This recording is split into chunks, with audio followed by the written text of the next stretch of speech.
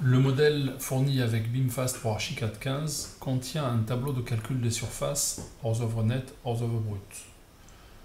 Pour le faire fonctionner, il suffit de placer dans chacun des niveaux où l'on veut faire du calcul une des palettes de cotation. Je viens d'en placer une sur mon rez-de-chaussée. Si je reviens dans mon tableau de calcul, le niveau de rez-de-chaussée apparaît avec des valeurs nulles. Je vais revenir dans mon projet, faire apparaître sur chacun des niveaux où j'ai besoin d'organiser du calcul une palette de cotation. R+3, R+4, R+5. Si je reviens dans mon tableau de calcul, on va voir les calculs de surface se remettre à jour et tous vos niveaux, tous les niveaux concernés par le calcul ont été intégrés dans le tableau. Pour faire apparaître maintenant des surfaces, on va niveau par niveau utiliser les zones préparées dans la palette de calcul qui correspondent chacune à une catégorie de calcul de surface hors œuvre nette ou surface hors œuvre brute. Je vais commencer par les zones non aménageables. Je règle ma pipette sur cet outil-là et je vais créer les zones correspondantes dans chacune des parties de mon bâtiment qui sont concernées par les surfaces non aménageables. Alors pour l'exemple, bien sûr, j'ai créé des hachures qui me permettent de les calculer très rapidement. Vous, dans votre cas, ça sera un petit peu plus long puisque vous allez saisir manuellement vos surfaces. Je vais maintenant créer les hachures qui correspondent, la zone qui correspond à mon stationnement, mais que maintenant mon travail est fini. Si je reviens dans mon tableau de calcul, pour ce qui est du sous-sol -2, toutes les surfaces correspondantes ont déjà été calculées et rajoutées au tableau. Je vais revenir dans mon sous-sol -1, je vais faire la même opération. Donc je commence par des zones non aménageables que je crée soit manuellement en cliquant sur les contours, soit avec la baguette magique si j'ai préparé ces surfaces avec un contour cohérent.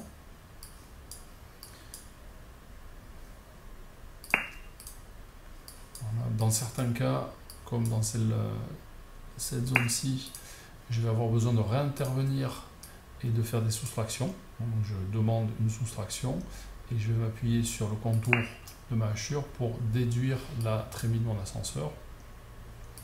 Il me reste à aller chercher la zone de calcul pour la surface de stationnement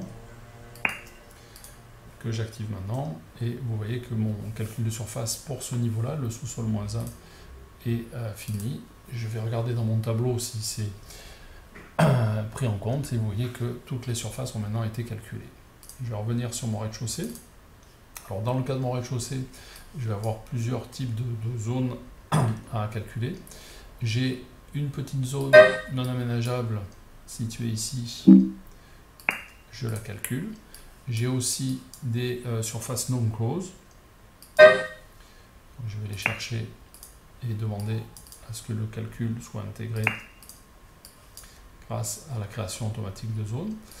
J'en ai une ici aussi.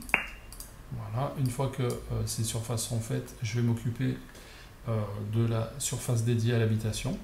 J'ai une zone d'appartement dans cette partie-ci, de laquelle je vais déduire immédiatement les surfaces des trémies d'ascenseur.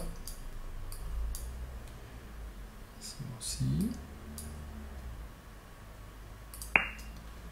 Voilà, et pour la partie sur la droite, ce sont des bureaux, donc surface dédiée à une autre fonction que celle de l'habitation.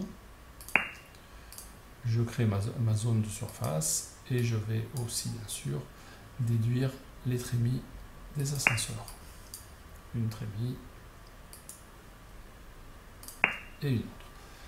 Une fois que ce niveau est fini, si je vais contrôler mon calcul dans le tableau des surfaces, vous voyez que immédiatement tout se met à jour. Et dans ce cas particulier, on a un calcul qui a été fait entre la surface affectée à l'habitation et les surfaces non affectées à l'habitation, et la surface non affectée à l'habitation est réduite de la valeur de 5% de sa surface. Je monte au premier étage, je vais continuer à travailler de la même manière. Donc là, on a quasiment que de l'habitation. Je crée ma zone pour la surface dédiée à l'habitation. Je déduis partout là où c'est nécessaire les surfaces des trémies. Donc, trémies d'ascenseur.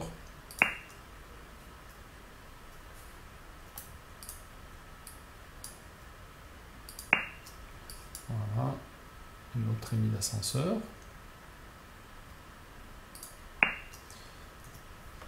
Une dernière trémie d'ascenseur ici dans cette partie-là.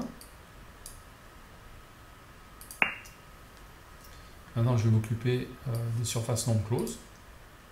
Donc pour les loggias, terrasses, balcons.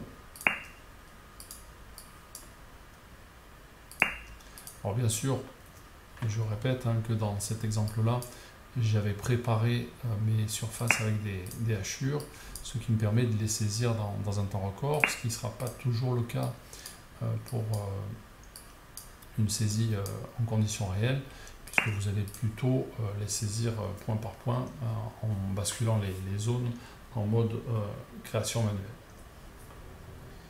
Je monte à l'étage, je vais continuer ma saisie, donc surface dédiée à l'habitation.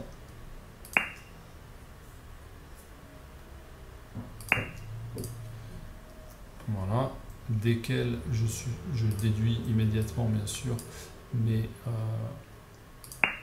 trémies d'ascenseur et éventuellement les trémies de gaine. À nouveau les trémies d'ascenseur.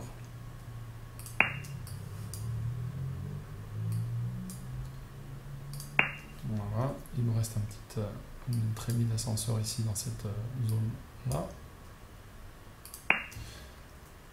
Les trémies d'ascenseur étant faites, je vais m'occuper des surfaces extérieures, donc dédiées au balcon, surface non close.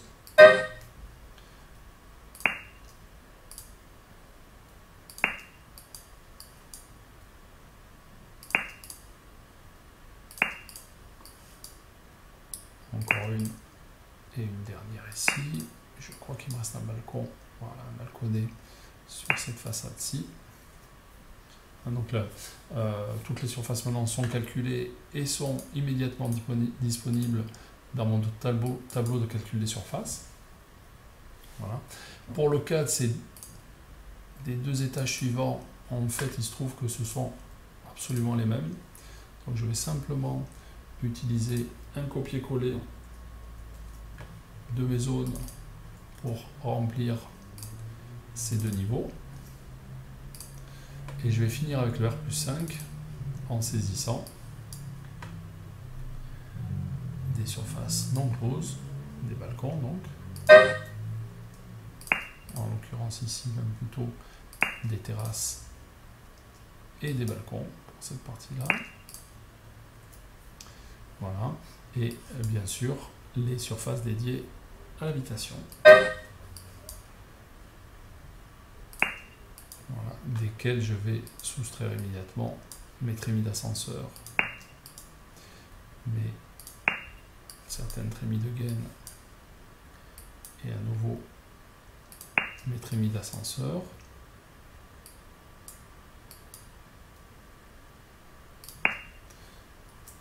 Et ma saisie est finie. Pour la contrôler et pour la valider, je vais aller en 3D. Vous avez une vision maintenant générale de votre surface hors œuvre brute et hors œuvre nette en 3D.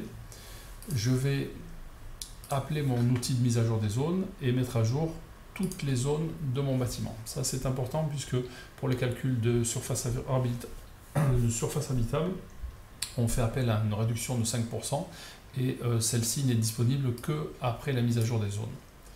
Je reviens dans mon tableau de calcul ShawnShop et celui-ci se met maintenant à jour. Vous pouvez contrôler avec vos calculettes le calcul est juste.